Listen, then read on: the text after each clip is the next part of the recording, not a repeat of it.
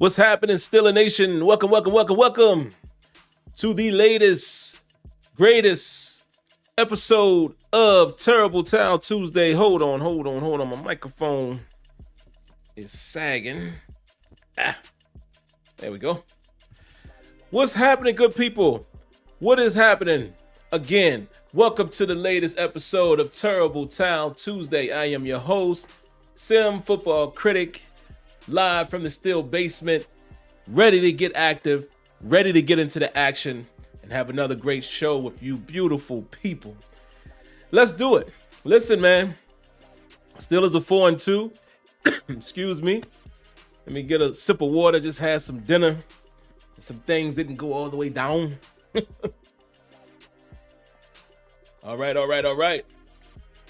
Hey, man. Your Pittsburgh Steelers are 4-2. However we got there is how we got there, but tonight's show, I'm just going to give some brief commentary, man. I have rewatched the game. I have watched maybe a half quarter of the All-22.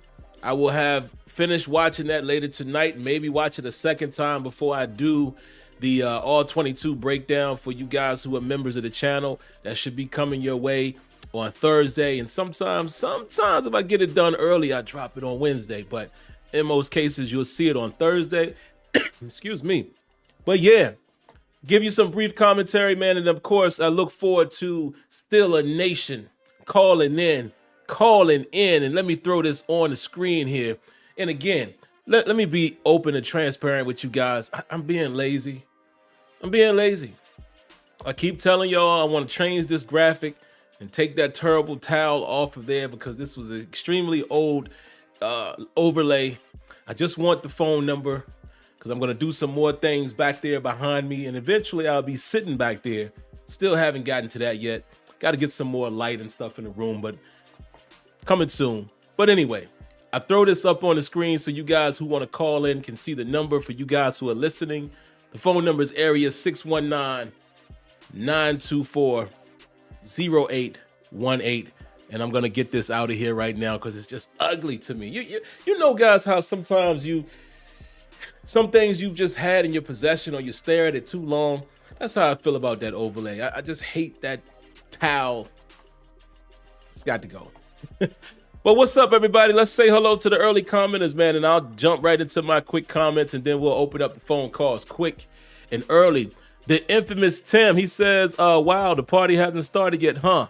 I don't know what time you came in, but I actually got started right at 8 o'clock tonight. But what's up to the infamous Tim, Node 412, Dietrich Bundick, the master of music, Black Thanos. What's up, Thanos, man? Haven't seen you in a while, man. I love that name like always. Glad to have you back in the building with us. Todd Christian, my man Y Diggy, Joshua Shields, Marcus Jones, Mr. Elman, my good buddy Ron Simpson gaming in the building. Jared Devil, 412 born and raised. Who else is in here early? Let's see. CT Pittman, Rajon 39.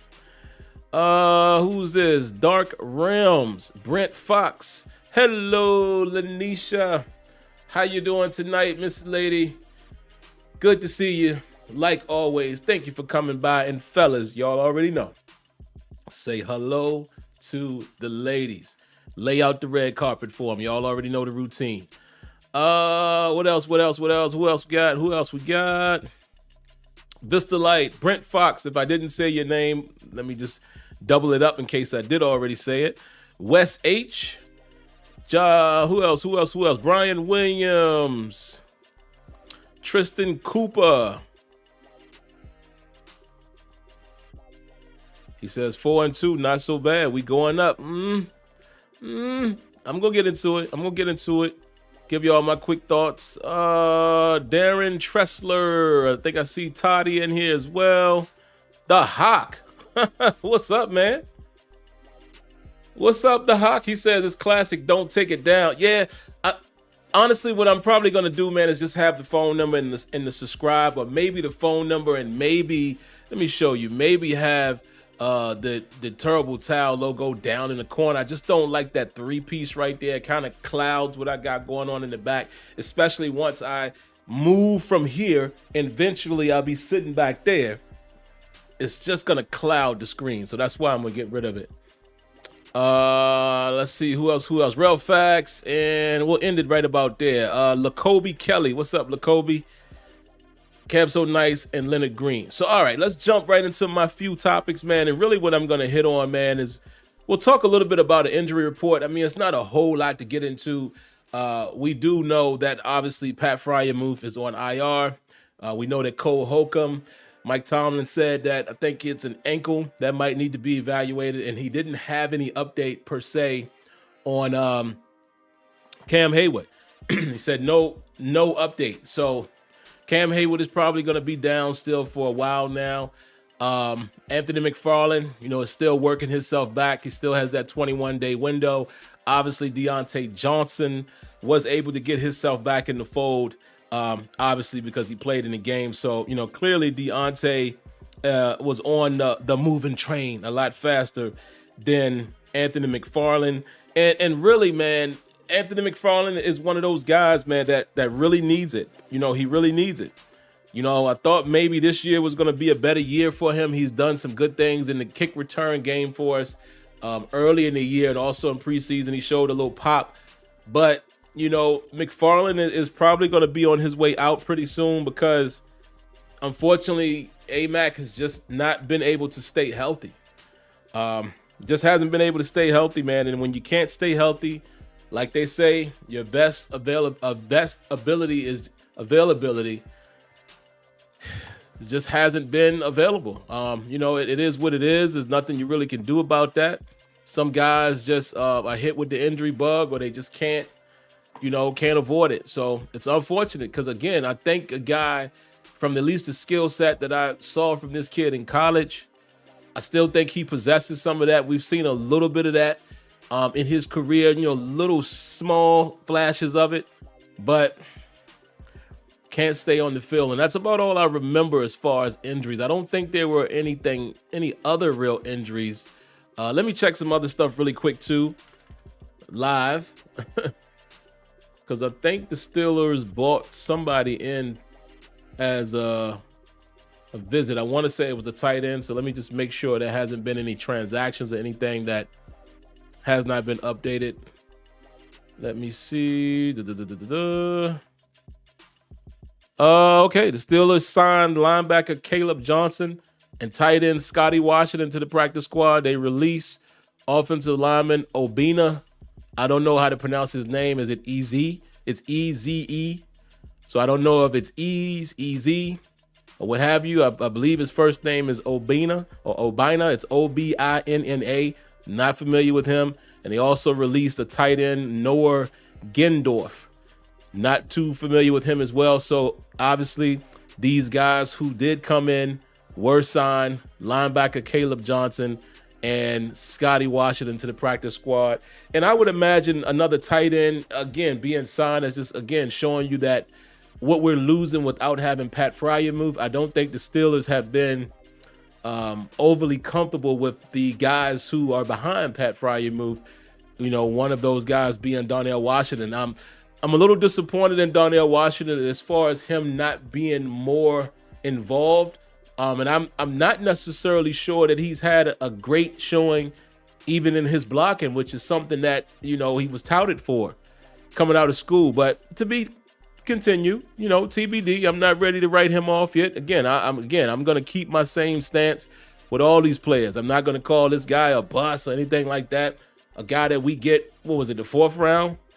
Third or fourth. I can't remember exactly which order that was, but we got him later. I think he's still some type of a steal. Again, he's a rookie, so I'm not down on him after 6 games of action. It doesn't seem like the tight ends are involved. And they weren't even Muth wasn't that involved. So hopefully Matt Canada can figure that out. But obviously you got Connor Haywood, who's not a traditional tight end. Connor Haywood is not faring that great against these big defensive linemen and linebackers that he has to block because of his stature. And then Rodney Williams, this is a guy, again, that they had to bring up off of the practice squad. So again, it just goes to show you, man, that I feel like because they signed another tight end to the practice squad, then they may still be looking for answers while Freiermuth is down. Let's see. What else did I have in my agenda here? Couple notes that I just wanted to talk about really quick before I again get into my overall feel of the team after watching the game. It definitely looked like to me, for you guys who have the ability to either watch the All 22 or for you guys who will see it here on this channel, as well as those who maybe can just rewatch the game without the All 22, maybe even the TV tape. I can't I can't really determine if the TV tape will show this, but I want you guys to check this out for me if you get a chance. And like I said, you guys who are members of the channel, I'm going to show this. I already have it noted. On the first drive for the Steelers, you remember we came out, we did the nice pass to Najee, quick swing out, picked up 8 yards, cool, right? And then I believe the very next play, we take a sack. On that 2nd and 2, the route combinations for that play, there were 2 guys basically doing verticals, and there were 2 more guys on the other side doing like a, kind of like, just some quick in routes, over routes, if you will. And kind of in the same vicinity, it was more or less kind of a high-low concept, maybe like levels kind of looked like, but the 2 guys on the left side were vertical. If you go back and watch that play and then the following play on 3rd down after the sack, it almost looked like the same identical play. Almost did. And for you guys who may have seen that already, I don't know if my man Still City Film Room is in here. I can't see the comments at the moment. Maybe he's seen it, or maybe some of you others have seen that. It almost looked like the same exact route combinations. Maybe a very small variation, but that is the stuff I'm talking about when I talk about Matt Canada. Matt Canada, a lot of times, man, his route combinations and just situational ball isn't great. Now, I will say, I think Matt Canada had a better showing in this game. I think he did.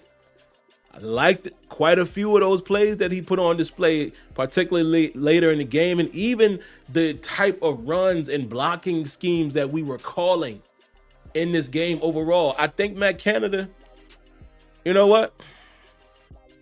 I'm going to do it. I might give Matt Canada half a round of applause. That's all he gets. Just that little piece. Because I think Matt Canada called a decent game. But it's still moments, and still it seems like it's still in his DNA, certain things that I just don't like about him. But yeah, it's interesting, man. Again, if any of you guys have a chance to see it, and like I said, all of you guys who are members of the channel will see it. And for those of you who are wondering who that is, those who are highlighted in green, they have actually joined the channel as opposed to only subscribing. So I have custom, content that's viewable just for them, for members only. Hey, what's up, Debbie? I see Debbie's in here. Hey, Debbie, how you doing? Good to see you, Debbie. Like always love to see my day ones in here, man. The lovely ladies of the chat. And again, guys, make sure you say hello and lay out the red carpet. But yeah, I'm gonna show you guys that play, man. It's just those 2 plays. It's like, he gets on my nerves sometimes with that.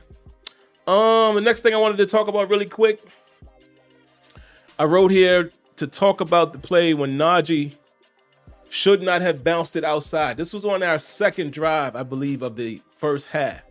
You guys know the play, that probably remember the play from even watching it on TV. So you don't even need the all 22 in the coach's film, because I talked about it Sunday night. I was like, well, Sunday afternoon, I was saying sometimes Najee has a tendency to bounce it outside where he shouldn't, right? Because now with me seeing this play, because again, I got through maybe a half a quarter. I got the first 3 drives. I got through the first 3 drives offensively of the game, and it's clear as day. The hole was right there. Any opportunity to get positive yards was right there. But for whatever reason, he chooses to bounce it outside, and it's numerous Rams there to tackle him for a loss. And I don't know what he was seeing there. Again, nobody's perfect, guys. I'm sure even when I played ball, I probably did the same thing at times. You know, sometimes I probably saw a move and I was predetermining where I was going to juke. And I'm sure I missed it. You know, I can 100% say I did, rewatching film, like, I should have did this, should have did that. But still, at that level and the style of running back that he is, I need him to understand your yardage is here, you know, more like Jaylen Warren. Jaylen Warren hits it. You know, when Jaylen Warren bounces outside, he knows he can get there because I'm just guessing. He kind of can see his matchup. He can see where he can get the edge, or there's a block that I might can get. We might seal it. You know what I'm saying? Again, for some of you guys that may not haven't played the actual position, I mean, running backs would understand what I'm saying. Sometimes you see the matchup as soon as you get the ball, right? You can see, all right, it's only the corner right there. It's going to be me and him. Or you can see pulling guard is probably going to get this guy. Like you can determine that in a split second. I could probably get to the edge if I can manipulate this block. I can cut inside, bounce outside. It's a split decision, but you can see it. Same way you can kind of count what's over there and you know what's right in front of you. And Najee, to me, at times doesn't do that consistently, especially with his run style. You're not a speed guy. You know, you're not going to bounce it outside like that. North and south, baby. And let me not get on Najee too much because Najee ran hard tonight. Sunday afternoon, whatever you want to call it. Najee ran the ball hard. He was running. Najee was doing his thing in that game, but just that one particular play, man, if you guys get a chance to rewatch that, you'll see what I'm talking about. Also, wanted to talk about the deep shot to George Pickens on the second drive. Man, it was money. It was money. Kenny got to keep that ball in bounds a little bit. At first, I thought maybe there was a chance that Ahkello Witherspoon might have played Pickens and used the boundary to his advantage, but nope. Pickens very quickly got a step on him, and Pickett got to put that thing out in front of him, keep it in bounds. That's probably one of these, and that would have been a huge play early in the game. And it's interesting, man. I loved hearing Mike Tomlin say, look, we got the look we wanted. We got George on Ahkello. And it's cool when, again, this guy has played with us before, and Mike Tomlin even recognized, yeah, that's the matchup we want. Not a disrespect to Ahkello, but he's like, yo, I think George can beat him. Obviously, Tomlin saw that in real time last year in practice, right? And again, just to harp on this point a little bit, again, some people are always trying to say, oh, these players leave the Steelers and they excel, and a lot of people included Ahkello Witherspoon in that mix. Where did he excel this past Sunday? Even from that play, even though the play didn't hit, because George still caught it, he just was out of bounds. He beat him on that play. He continued to beat him like a drum with the back shoulder plays. He didn't really know where to look and where to play the ball when when Deontay drew the PI. So I'm just saying, I don't understand why people are miraculously saying, oh, Ahkello Witherspoon, we should have kept him. Why? Where's the proof? But anyway, Kenny, you got to make that throw. Got to make that throw. And Kenny made some throws in this game late, particularly in the fourth quarter. And then the other thing I wanted to talk about, man, is I talked about this on Sunday as well, but it's interesting, man, when I can see it on the All-22. And I want to say this was on the Rams' second drive as well. Bruh, that play, that first big play to Nacua, after looking at the film, I saw exactly what the Steelers were trying to do. The Steelers gave a cover 3 look, right? Safety in the middle of the field, 2 corners, off the ball. You know, Patrick Peterson was probably about 13, 14 yards off the line of scrimmage. And that's why even in the real time, you saw how, and even the commentators pointed it out, Patrick Peterson ended up being the one chasing Puka Nacua across the field. And the reason why is because it looked like they came out in a cover 3, and I believe they disguised it as a cover 3, but they were playing straight up man coverage. straight up cover one because the safety went back. Everyone else in the vicinity, everyone else in the secondary was playing man-to-man, which made Patrick Peterson, coming from way over here on the left side of the defense, having to chase Nakua, who was on a reduced split, and he runs a straight drag route.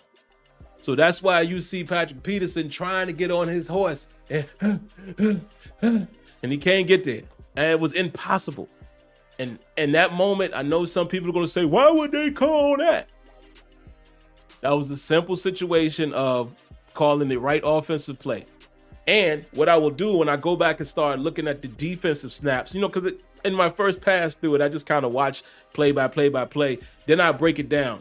So by the time you guys on the channel see it, I would have looked at all of the offensive plays and all of the defensive plays. Because what I want to do is look and see that we do that often. And that was pretty early in the game. So to me, it was pretty early in the game for the Rams to be able to key on it.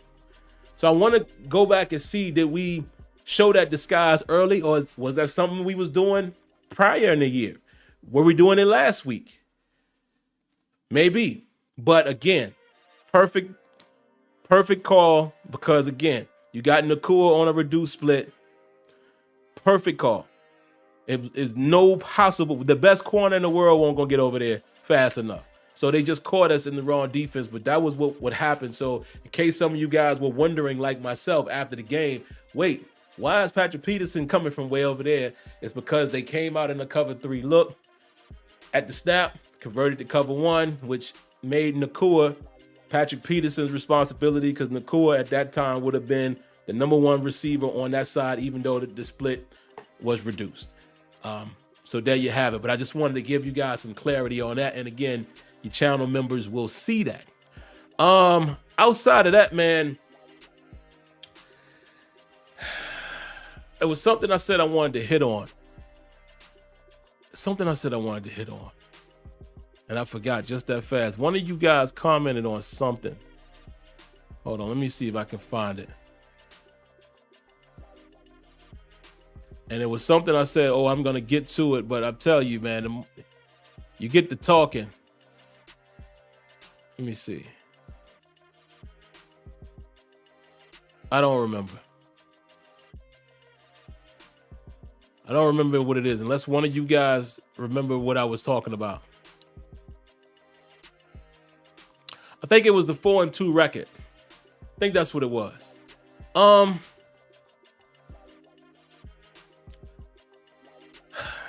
always tell you guys that I wait until I've seen 7 games. This is the 7th game coming up. And how ironic. I will actually be at the game, me and my son. Right? So on the very game that I need to see to know exactly what team I have, I will be there in person to really assess it. And the way I like to sit, again, this is a pro tip. Trust me when I tell y'all this. I've been to numerous Steelers games. Very first few times I went, I was sitting all close. I'm in like the 200s, right? So for those of you guys who had been to Heinz Field, well, Acura Sure now, I hate the name. Y'all know the seating arrangement. So, we sitting close. Paid good money for the seats too, right? But here's the mistake. We're sitting at the 20-yard line. So guess what happened when the action ain't right in front of you and you're too close to really see what's going on? So you're either doing this or you're looking up at the screen to get a close shot. Fast forward to, you guys know, the relationship I had with EA Sports. There were some times, probably started about 6-7 years ago, where I would get some tickets from them sometimes. I would get 4 tickets, right? And it was up in the 500s. And I'm like, man, that's way up there. But let me tell you something. After I sat up there, I said, oh, this is the only way I want to see the game. It's the only way. Because you see the entire field. So ever since then, ever since getting those tickets, every time I go to a game and buy a ticket, I sit up there. And my preferred section is on the Steelers home side in section 534 or 535. It is right in the center of the field, and you're way up there. You see the entire field. it's like looking at the all-22. And it's a beautiful thing if you are into the game itself, not just being there, but really watching what's happening, who's winning downfield, reading the quarterback. You can see it all. So that's where I sit each and every time. So I just wanted to give y'all that pro tip. If you've never done it, don't be sitting so close. Trust me. Unless you like sitting on the 50-yard line and you want to be right behind the bench just because. But if you want to see the game, don't sit close. I did it. I made that mistake. Paid like $300-$400 or something per ticket when I did that. That ain't the move. That ain't the move. If you want to see it, go up there.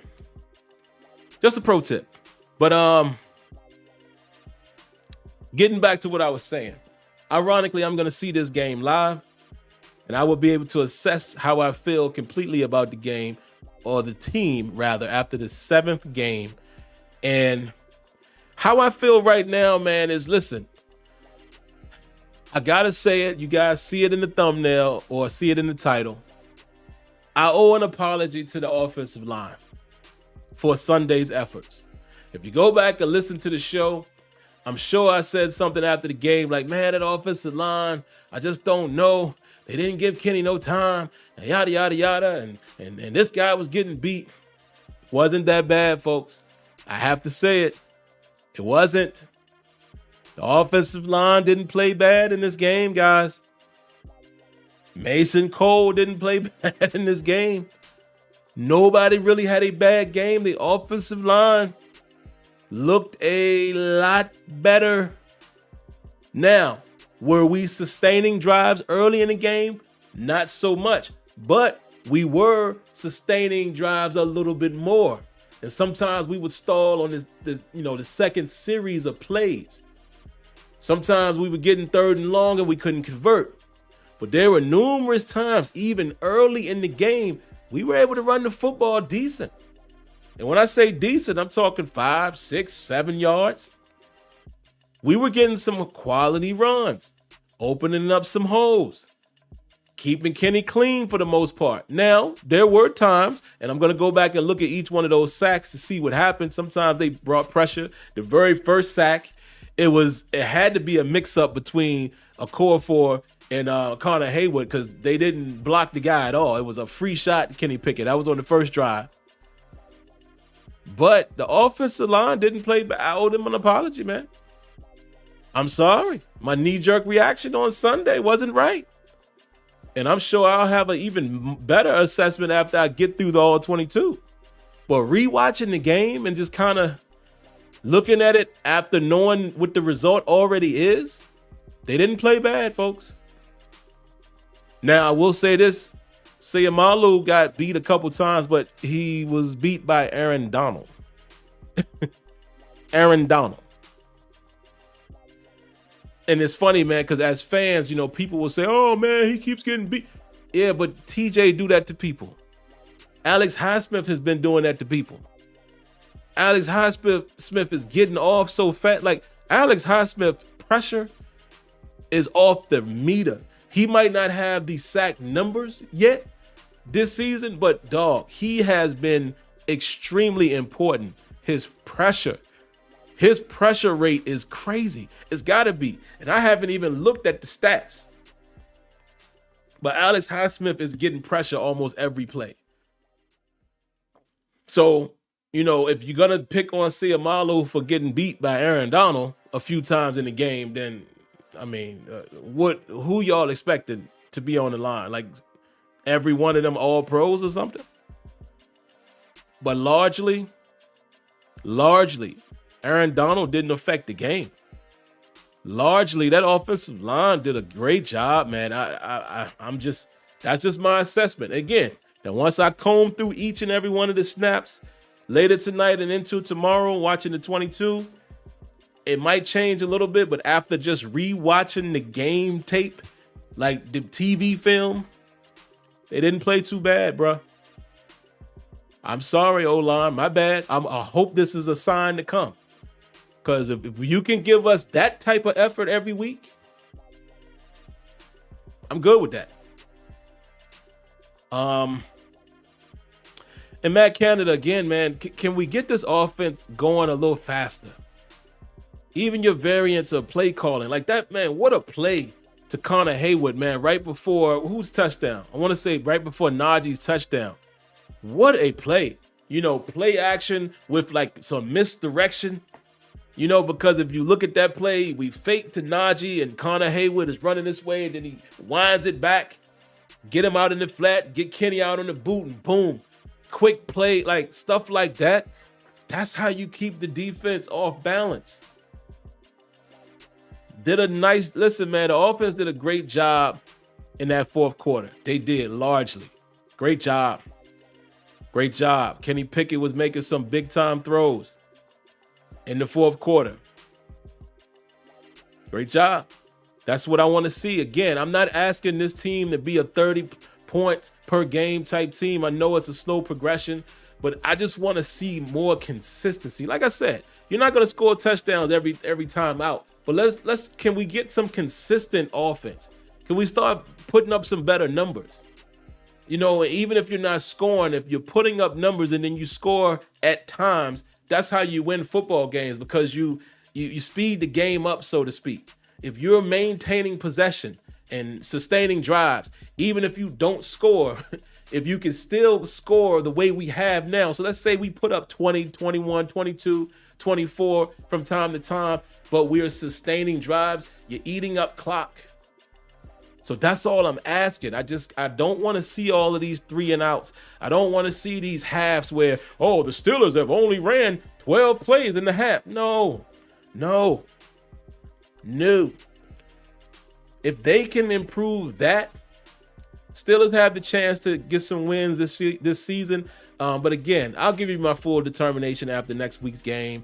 Right now, I still don't feel like we are a team that could make too much noise, because again, they're not proving to me that they can score. And you're gonna have to score, man. And this defense, I don't know how long not Joy Porter, but I don't know how long Patrick Peterson and number 29 are gonna hold up in man coverage. It's just, you know, no disrespect to Patrick Peterson. He's older. We all know that. But number 29 ain't it. It's going to be a tough road for us. But hey, man, you know, can they continue to be the cardiac kids? We'll see. But we'll see. But overall, man, listen, somebody said they can't hear me in the phone chat. Let me see. Hold on.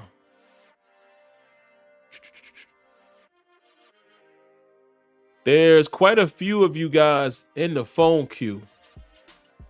Are none of you guys able to hear me? We'll find out here in a moment, because I'm about to come to the phone calls. But that's what I got right now, guys.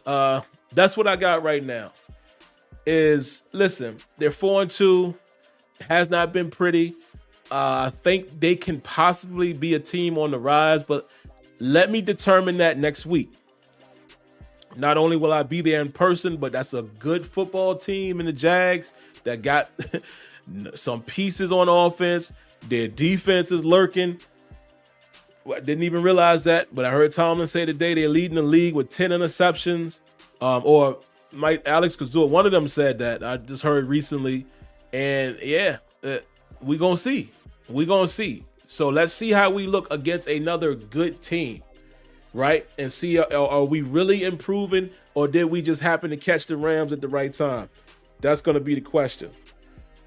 So let's get into the phone calls, guys. Y'all know the routine. Keep it rather short if you can. Don't make me have to cut you off. Let's get to it. I want to hear what you guys have to say, man. First up in the queue, we have area code 443. What you got for us? Hey, what's good? What's good, Sim? What's up, brother? I want to say hello to all the ladies in the chat as always. Like you said, hello to the ladies. Just real quick, man. The Steelers is 4-2. I appreciate that, man. But you ever see Eddie Murphy stand up raw? Yeah. When he said, "Don't let them fool you." Oh no. Da-da-da-da-da-da-da-da. Hey, y'all, that's all I'm saying to the Steelers, man. I love my Steelers. I'm born and raised in Pittsburgh.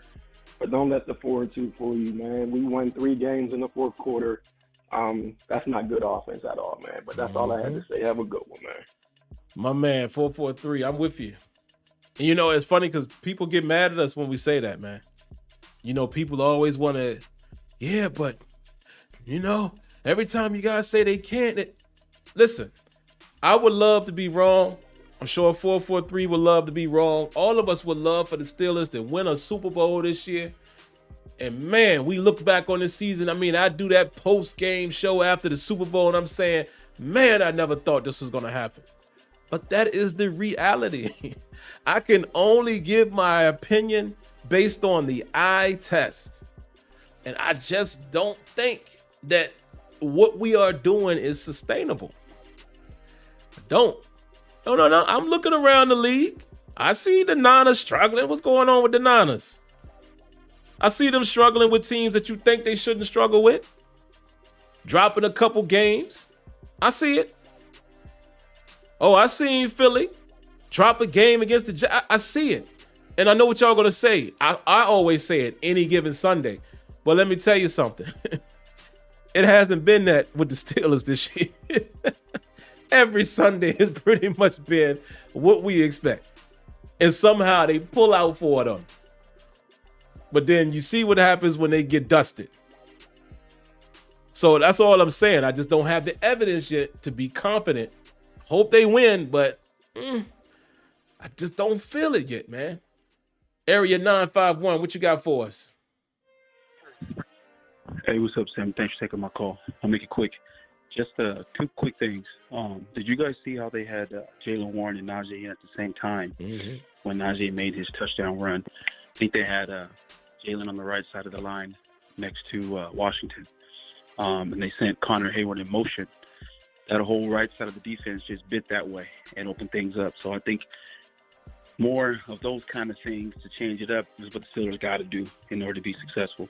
And then I would say the second thing I have for you is what's your take on this game against Jacksonville? I'm not too happy or thrilled about our secondary having to go against that Jags offense.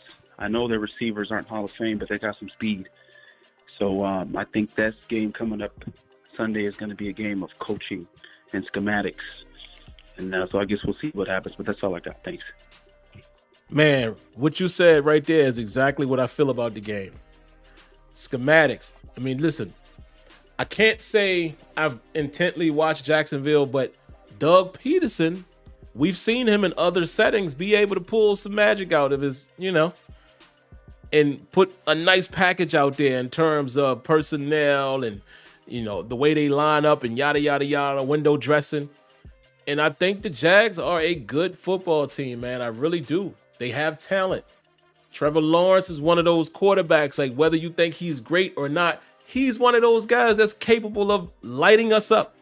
The same way I felt that Matthew Stafford could and how he actually did with Nakua.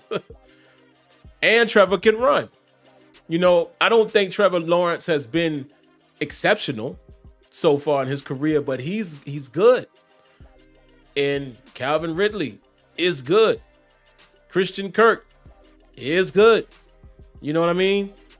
Even a guy like Ingram, even though he hasn't done, some people would say, oh, he hasn't really done much, but watch what happens when they play us. And I hope not. I'm just saying. ETN is showing out.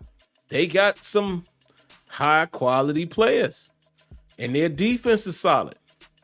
So it scares me to know that they lead the league in interceptions. I don't know how quality their interceptions are, but I know in some previous games, Kenny Pickett has given you a few chances. So I don't feel good about the game, man. And I don't. And I told you guys, I'm not really going to feel good about any game with the Steelers until I see that their offense can consistently produce respectable points.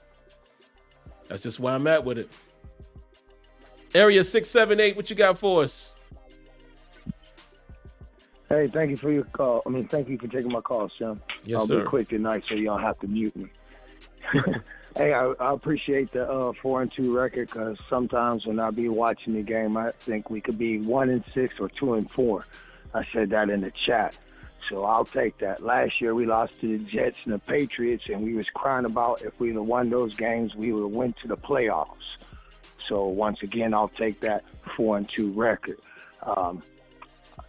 What I'm seeing from the offensive line is, like you said, I think a couple episodes ago, regression.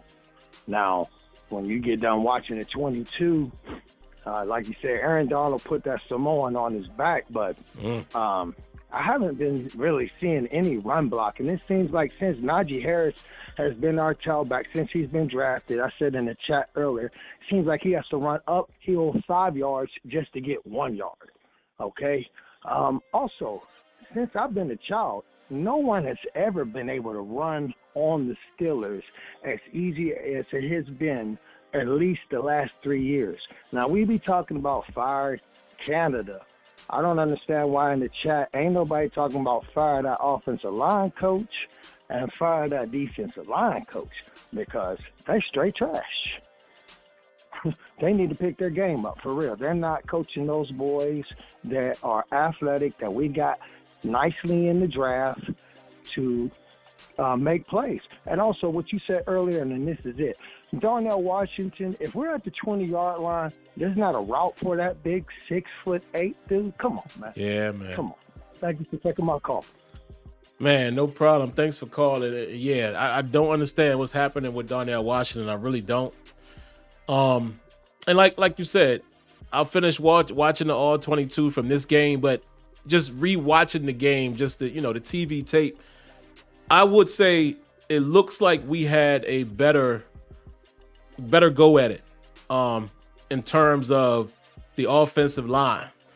Definitely looked like they played better. I know it was a low bar, but I think they played pretty decent in this game, just looking at it from that angle. But again, when you look at the coach's film, it's going to tell you the real story.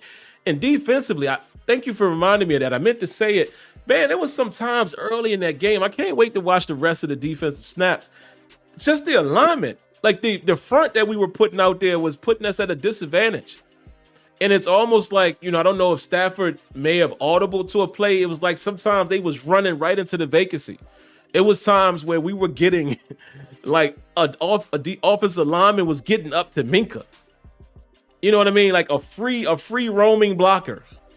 Like the hole was just massive. It was the times where like we had 3 guys on this side and TJ was split out so far. And I'm like, what in the world?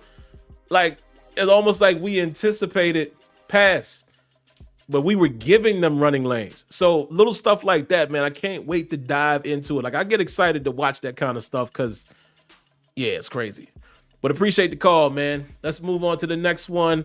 And guys, we got about 6 more calls in the queue. Can't promise I'm gonna get to them all, man, but we'll at least take a few more. Area code 651. What you got for us? Hey, what's up with you, Sim? What's going on, brother? Not much, man. I just want to say I think Deontay coming back really opened things up because him getting open so early, I think Kenny's not panicking as quickly and running out of the pocket and running into the lineman. I think he's starting to say, okay, I know I got this guy. So let me take my time and see what else is there before I get it to him. I think that was a big one, and it opened up Pickens. As far as the defense, I'm wondering, man, what is Terrell Austin changed in his defense? Because I go back to the Ravens game. Every time we played the Ravens and he did that read option, our outside linebacker didn't have to make a decision. He just touch up Lamar. They touch up Lamar every time he does. You don't choose a running back, you go straight for Lamar. And we did that, for years. And that's why he hadn't been successful against us. But this past game, especially early on, he's doing something totally different. So that was kind of weird to me. The last thing I say is I was thinking about what our team was like. It's like our team is like milk, right? So you know how you hungry, you want to grab some cereal real quick, Cinnamon Toast Crunch, whatever you eat. You go grab it, you make your bowl, man. You grab that milk like, oh, yeah, it's on now. You pour it in there, then all of a sudden you smell it. Like, oh, no. Like, our team looks great. But then at times, man, you're like, God, I know this. We got to be better than this. So that's all I got, man. Man, I gotta end it on that analogy right there. Boy, you ain't never lied, man. It's like them boys be like, I don't know if y'all like me, man. Let me talk to the fans real quick, man. Don't you feel something when you just see the boys? You know what I mean? You see the yellow. I mean, not yellow. You know, if you're a Steelers fan, you know it's black and gold. You see that black and gold, man. And side note, that's why I was a little upset with. I've always been a little upset with Wiz Khalifa for doing the black and yellow. Black. It's black and gold when you talk about the Steelers, brother. And you from the bird. But I fall back because he's from there. So maybe, you know, that's a city thing. I don't know. But anyway, don't y'all feel something when you just see the squad? Like they look like we about to do something. Like my man just said, you get your bowl of cereal, all right, everything looking good, then you smell that the milk done spoiled on it. And that's how I feel every Sunday. I'm like, man, they looking hype out there. They looking clean in the uniforms. Dudes looking like they about to be super athletic out there. Minka hyping them boys up. You thinking they gonna be busting, like knocking heads off. And then we just wet the bed. I tell you, man. I tell you, you right, Steelers freak. It does sound better in the song. And you know, being somebody who was in the hip hop world, black and yellow does flow a little better, you know, cadence wise. So I get it. But I'm just messing with him. All right, man, let's get to the next call or two, man, and then we'll wrap things up. Let's see who we got. Next in the queue is Area 540. What you got for us? Oh, hold on. Hey. Hold on, 540. All right, my bad. Go ahead. I had to unplug the headphones. You there? Oh, you're good, Sim. Thanks for taking my call. I was actually going to call and just go completely off on Levi Wallace, but you started talking about the Steelers game earlier, so I thought, you know, I kind of changed my tune a little bit. I'm like, you know what? Let's enjoy the journey a little bit. So, you know, good on you going to the game. You know, have fun, enjoy the family.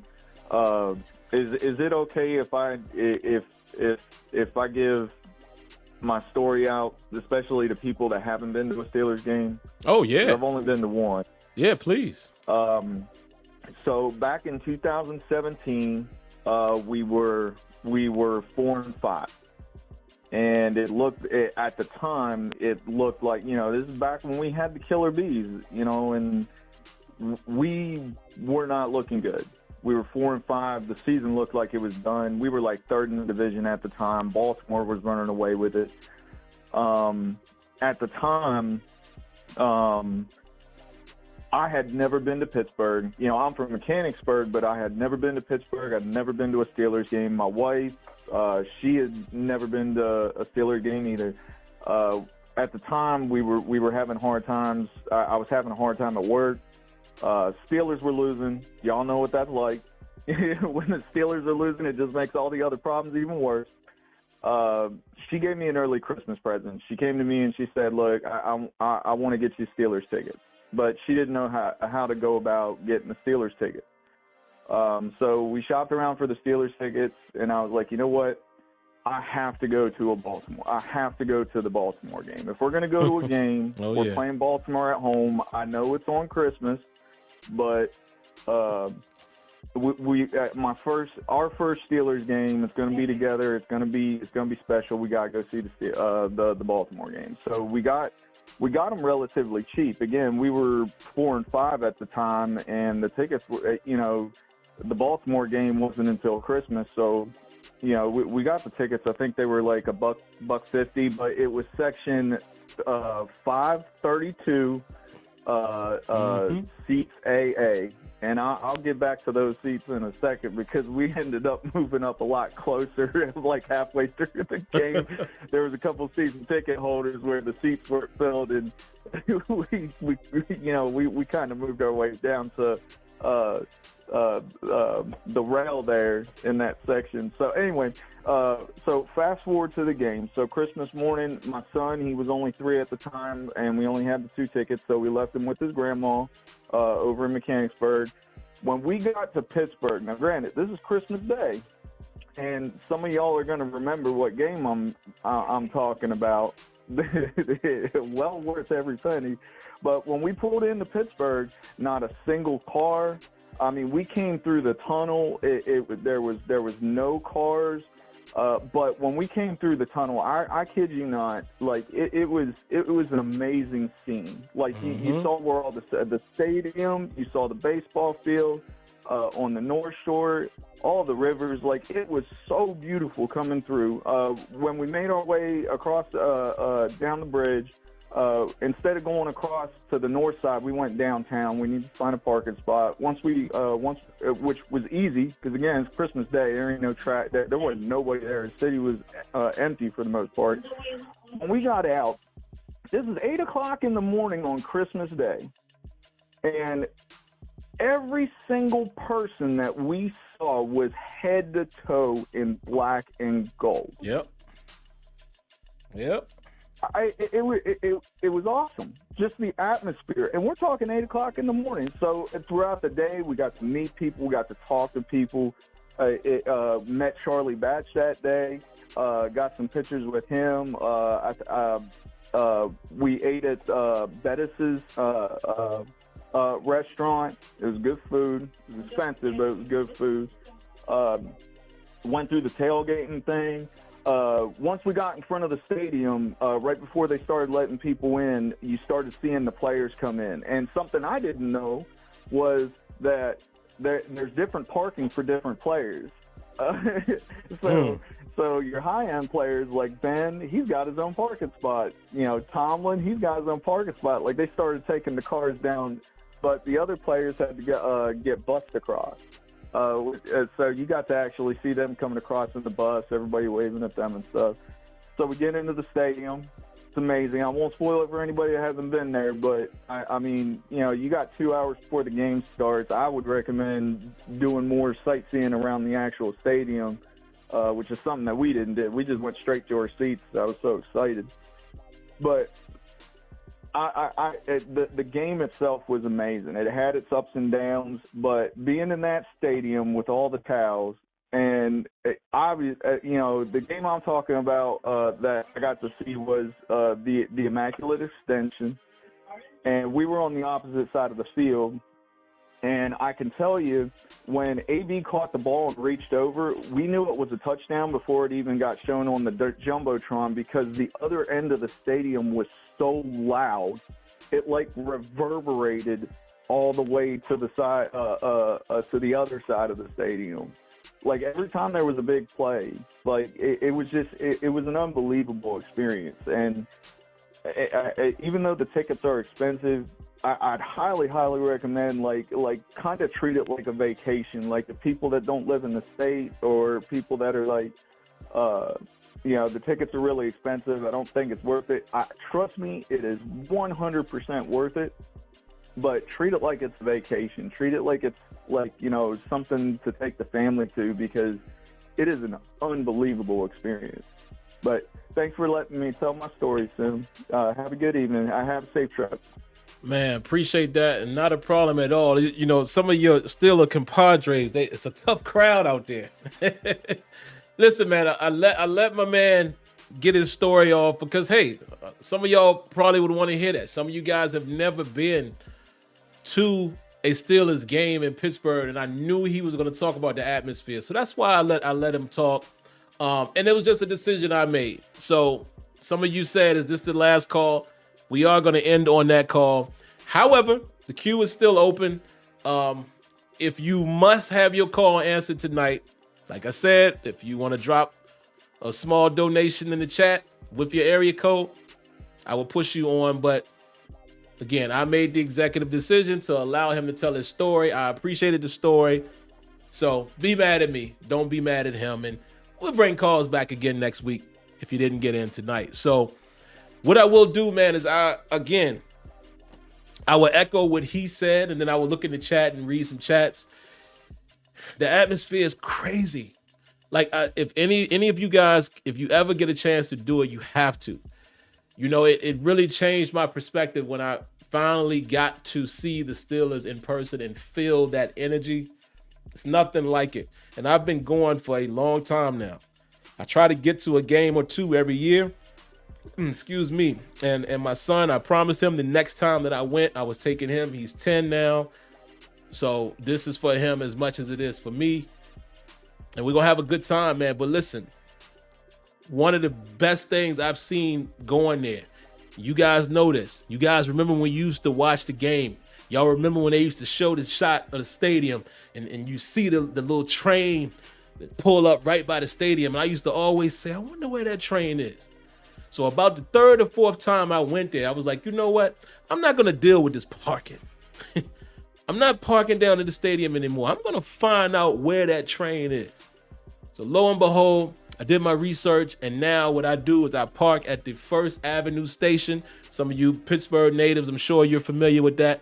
I park there, ride the train.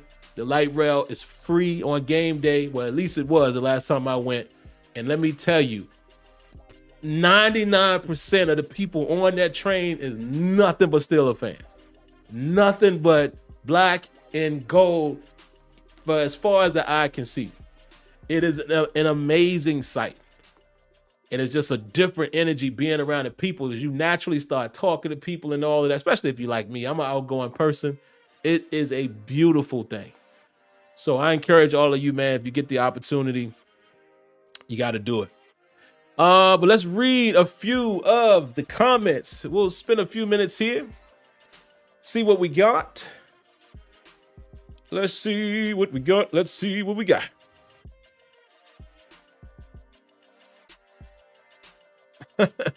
Boy, Steelers freak. Y'all is terrible, man. Y'all terrible, man. The man was just telling his story, man. I allowed him to get his story off. So like I said, be mad at me. Don't be mad at him. Oh, man, look at this. Look at Luis D. Appreciate the donation, but I'm gonna wait until the alert pops up on the screen to give you your props just due, and then I will give you your round of applause. But I saw it pop up in the chat. So while we wait for that, let's see what else we got. The Master of Music says, man, I want a face mask flag on that one. Okay, must be responding to somebody. UT Local Band says, Sim, let's take this time to address or congratulate TJ Watt on reaching a new milestone on tying Lawrence Taylor on getting 7 interceptions and getting 70+ sacks in 7 years. Wow. I didn't even realize that he did that. So absolutely, super round of applause. Big hand to TJ Watt.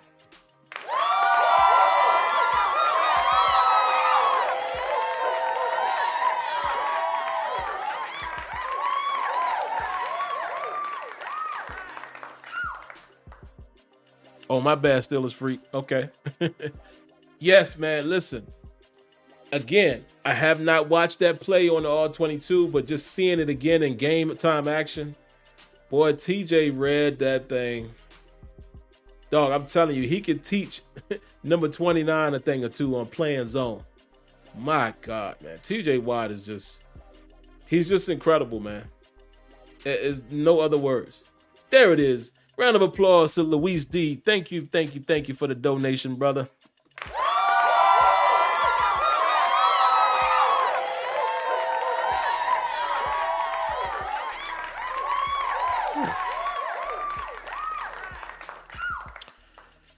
He says, as fans looking from the outside, it's easy for us to say who should start, and after seeing JPJ, I can see why Coach T was limiting him, which is his tackling needs work. That being said, he's still an upgrade over number 29. I 100% agree with that. Whether we think he's an upgrade or not, because I know that's subjective, let him play, man. You drafted this dude at 32 for a reason. Let him get his bumps and bruises out now, so he'll be that seasoned veteran and still early going into his second year. But you understand what I'm saying? He'll have some real playing time under his belt. Why not? He's playing well. you always have the opportunity to go back to someone else, right? It's not like a quarterback position where if Joy Porter Jr. comes out and he starts playing bad, you can replace him. And it could be a week-to-week thing if you feel the need to do so. So I don't think that it's a win-win situation. He might produce better than 29. And if he doesn't, you can still go back to 29 if you had to. So, yeah. But you're right. That tackling, it definitely looks like, and I won't say he shies away from contact, but he doesn't go into it like he wants to hit somebody, you know, as opposed to, and again, I'm not comparing the two. I love how Minkah is coming downhill and laying the boom on cats. Minkah almost looked like he enjoys tackling. However, I do not like the amount of tackles that this dude is making. He probably had about 10 tackles in that game because every time you look up, Minkah was making the tackle. I don't like that. That free safety should not be making so many tackles, but I love his demeanor when doing it. Round of applause to Kev So Nice. Appreciate the donation.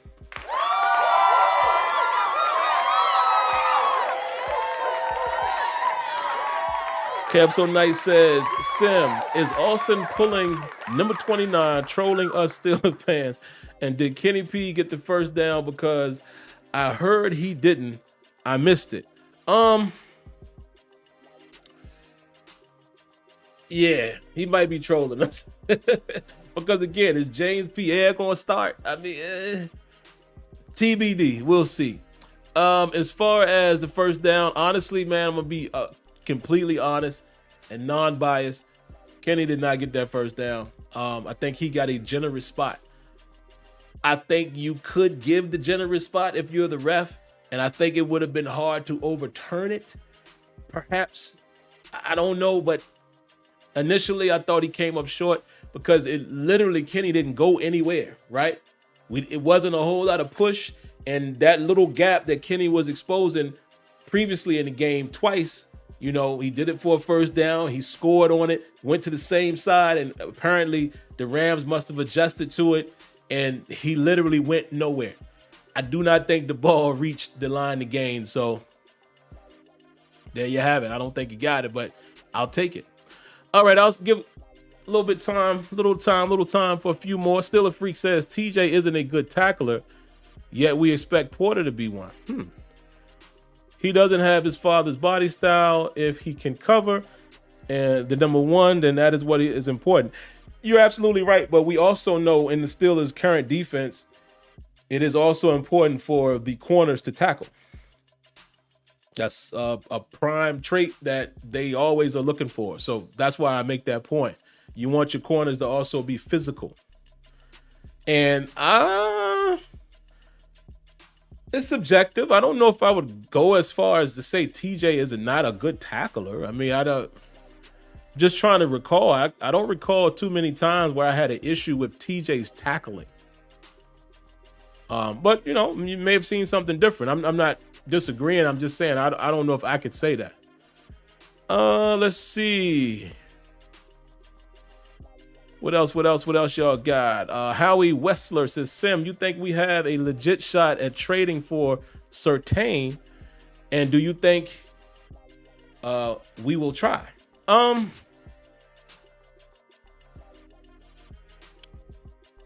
guess the question is, what are the Steelers' current thoughts on their cornerback position, right?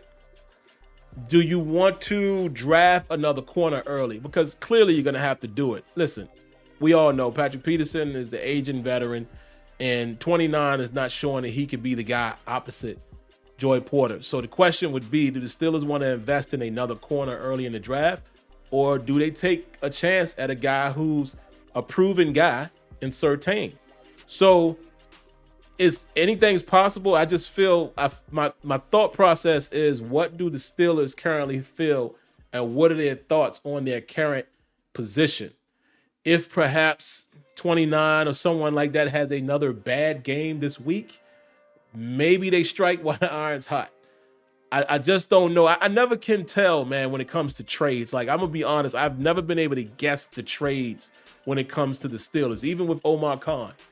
I've never been able really to hone in on what I think he's going to do or Colbert was going to do. So, good question, though. Relfax says, did you hear Terry Bradshaw's assessment of Kenny Pickett? Talked about how he's perfect quarterback for this team, selfless, clutch, and crunch time. He said the stats will come like they did with Ben. Okay, you know what? No disrespect, man. Terry Bradshaw is just whatever. I did see that he sat down with, I think, Colin Cowherd. I don't really listen to Cowherd, so I didn't catch that piece with Terry Bradshaw. I can respect what Bradshaw is saying, but I also remember when he kind of trashed Ben. So it's kind of like if you trashed Ben at one point for how he was playing, but I feel like you might be overly praising Kenny. I don't know. And again, what do I know? I don't know Terry Bradshaw personally. I definitely respect him as a Steeler legend. Yes, legend. He was on that Steelers team, the teams who won those bowls back in the 70s. So we all as fans have to respect anyone who came through that era. But I don't know. Terry Bradshaw's opinions have been so wishy-washy with certain things. I just don't know how much, there you go, Steelers freak. In some way, he might still be getting that Ben by saying that. You know what I mean? Like, he just hasn't shown enough consistency with me for me to really take heed to what he's saying. Just my opinion. Steeler T says, we show up and show out at these stadiums. We took over Vegas and SoFi. I was at both of those games. Shout outs to you. He says the stadium had more Steeler fans than Ram fans. Yeah, at one point they said that joint was like 60-40. That's embarrassing. That is completely embarrassing. And we did it when we played the Chargers too in last year in LA. Just embarrassing, man, to the home crowd. Let's not forget that guy, Rush. Was it Darian? Darian Rush? So I don't know too much about him. My boy Kenyon might be a little more familiar with him because, again, Kenyon is the ultimate scout for us. I know he's a corner. I don't know, is he an inside guy, outside guy? How fast can you get him up to speed? Some people, and even myself, probably assumed he might have been more of a nickel guy because he was essentially replacing Desmond King, but we'll see. Oh, that's right. Let's not forget that. CT Pittman says, Trice really does interest me, Kenyon. He says, I really want to see him when he comes back. Yeah, I keep forgetting about Trice. Remember, they kept calling him the Avatar corners. Trice is a big boy. Has injury concerns, though, as he got injured for the Steelers. So, again, that's somebody else to keep in mind. So that's why I say, man, you have to be careful when you assume or you expect the Steelers to trade for certain players or positions because they might have other plans in the clip. You know what I mean? So we'll see. Kev's so nice. He said, I heard he's fast and long. Pause. Yeah. Kenya says, Rush is a sleeper and an outside corner. So, okay. I told y'all, I knew Kenya would know that. I probably should have known that too, because we both have looked at South Carolina extensively. I just don't remember. I don't remember, homie. Give me a couple more, guys, and then we're going to get out of here. Leonard Green said, nobody wants to listen to Bradshaw anymore. He gets clowned by other analysts. Yeah, man, Bradshaw need to chill out, man. Thomas Israel says, now that sideline grab by Nakua, I'm not sure that was a completion. He says, hell of a catch, though, with Minka blasting him on the out of bounds. Yeah, that was some catch by Nakua. That boy Nakua is special. He shows special traits, man. I love when you see special players just jump off the screen. To be able to catch the ball in that scenario, even if you didn't get the feet down, just to be able to catch and hold on to the ball when Minka coming like that. And again, listening to different analysts, I don't know. Some people are saying that in that situation is more than just the toe drag. Like you have to complete the process of the natural step with the foot. And was the top part of the foot, like the mid foot, was that out of bounds? I don't know. I mean, I always thought you could drag the toe. So it looked like a catch to me. It was very close. do not hate the challenge there by Mike Tomlin, even though it lowers his winning percentage. But I don't hate the challenge right there. Rams was trying to hurry it up. It definitely in real time looked like he probably didn't get the foot down, so I'm not mad at that challenge. But again, if by definition in the letter of the law says both feet and toe drag is part of that, I think he made the catch. Round of applause, man, to Luis D and CT Pittman. I appreciate you both for the donations.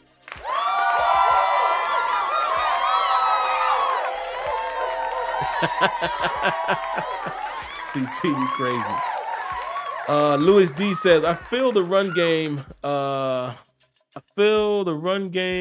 got the Steelers. Look, okay, I think we got some typos here, so let me decipher it for you, Luis.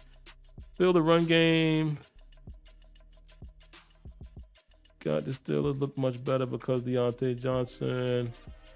I think maybe you're saying to some degree, you're saying you think the run game got better or looked better or got going because Deontay Johnson, his effect of not being able to stack the box. That could be very, very true. Even though it's interesting, man, Tomlin said they were throwing some wild looks at us to prevent the run. But I'm pretty sure, especially as the game went on, I'm pretty sure that's the reason why we were able to run and run a lot better, because of the boxes not being stacked. And again, I appreciate you bringing up stuff like that, because that's the stuff I look for when I watch the All 22. And also, CT Pittman said, Sim, how you think Sunshine will do versus the Steelers defense on Sunday? Sunshine. Y'all football heads should know what that reference is. Sunshine, man, hey, he might shine against that defense, if I'm being frank.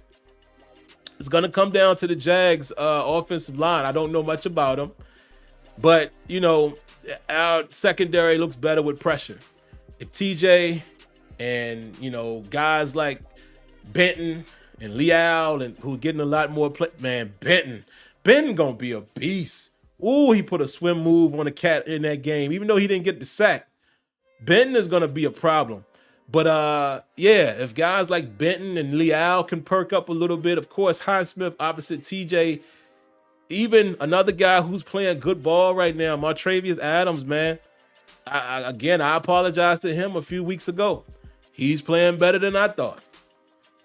If we get pressure going, then I think we can make it tough for Lawrence, but I think he can play very well against this defensive secondary. I'm just being honest, man. And they're keeping it simple, man. Guys are not really throwing at Minka. They're taking advantage of the older, slower corner, and I don't know where the ball is located corner in 29, and that's pretty much what's happening. They're kind of exposing the, not so great cornerback position and when those guys are on the field. Chandon Sullivan, I didn't have to get on him too much so far. We'll look at the tape. But he didn't seem to have a bad game at all. He was kind of in front of Cooper Kupp on those drops, but it's Cooper Kupp. This dude's route running and his feet is incredible, so you can't be mad at that. Excuse me. But from just rewatching the game, I don't think there were a lot of times where I felt bad about Chandon Sullivan. But, yeah, I think Lawrence could definitely have a day against that secondary, man, because I think he has enough weapons. And there it is. And yeah, definitely remember the Titans. Sunshine. But all right, man, I think that's probably about all I got. Let's see. Of course, Debbie was going to know that. My girl, Debbie. Still Maddox is not sleeping on the Jags at all. Me neither, man. Me neither. Oh, yeah, that's right. That's right, J.J. Walker. Benton put that move on Kevin Dotson. Ooh, it was pretty.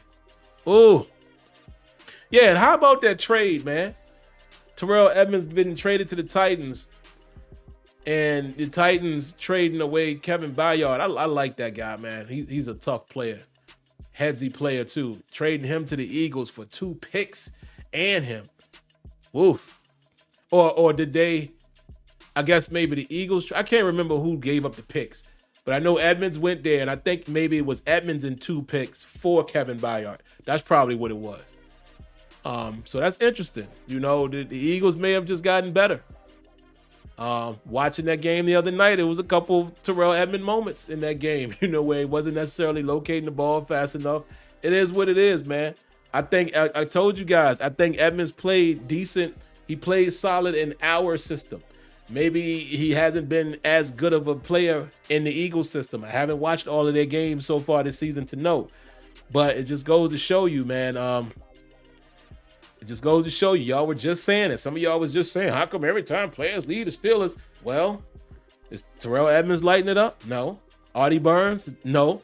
How about Devin Bush? You know, again, for every one of these players that y'all seem to think go to another team and do so well, you can name just as many more that didn't do nothing when they left Pittsburgh.